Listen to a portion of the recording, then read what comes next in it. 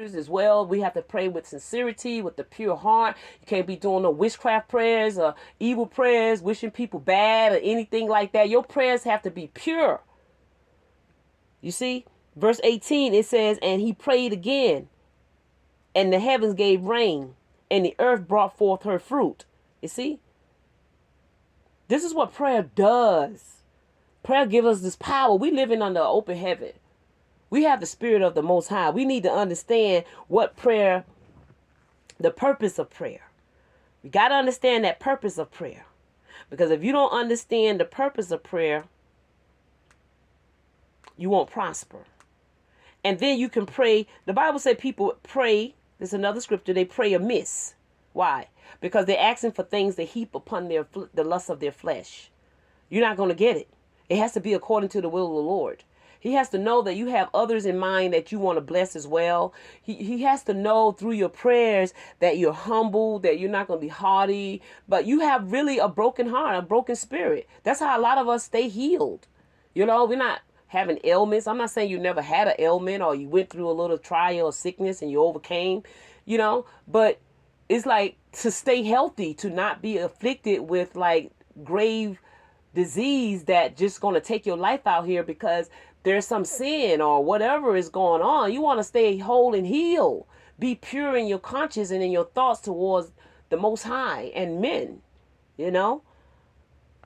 And we say men, we're talking about, of course, people. And we know that, you know, Yahushua, when he was in the Garden of Gethsemane, that's why we're going to do a part 2. We're going to come back and do a part 2. And probably part 3. Needs to be a series. Because when Yahushua was in the Garden of Gethsemane, he prayed earnestly. I mean, the Bible said it was as if great drops of blood was falling from him. That's how deep his sweat was. You know, thick from praying fervently, crying out to the Most High. You know, that's why I love to share on one of my platforms. Hit them knees. Hit them knees. Oh, yeah, the Most High want to see us humble. Hit them knees. You know, like someone said, you know, any man that kneel before the Lord can stand before anybody. You can stand before any situation. It's all about the Most High. We're not playing a game here with our salvation. That's the connection. Prayer is our connection to the Most High. Now, there's a time for everything. You know, the Most High, you done prayed and, you know, he want to tell you something. Just like he told, who was it? Joshua? When they were losing the battle at Ai. He was down there praying and, you know, kept wondering why they kept losing the battle. The Most High said, get up. Get up. Wale is down there praying, of course. Sin is in the camp. Yeah, because there come a time after a while you done prayed. Now you got to have the discernment to realize what's going on around you. That's why he say watch and pray. You don't just pray, you know.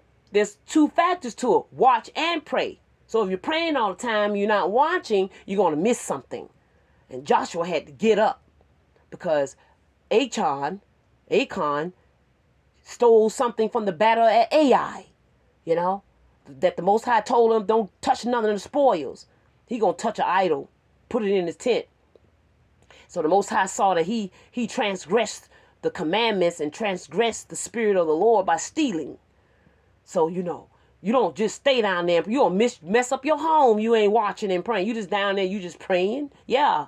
Now, maybe that, you know, I don't really know what the other minister was, his message was about prayer when he said prayer it doesn't always work. That's just like totally too far. But in connection with prayer, you have to be able to watch as well. Because if you don't watch, you're going to miss it. You're going to miss it. We're going to come back, of course, and talk about prayer again. And I want you to stay tuned. This was only like a 30-minute message, but we're going to come and spend a few hours on prayer, at least an hour more on prayer. Maybe today, maybe tomorrow, of course, but we're going to get it in because this is by no means the end of this subject, okay? We are talking about, you know, the effects, the power, the importance of prayer. We're going to talk about it, the factors of prayer. That's what we need to understand. So the Most High bless you, keep you, strengthen you. Until next time, Shalom.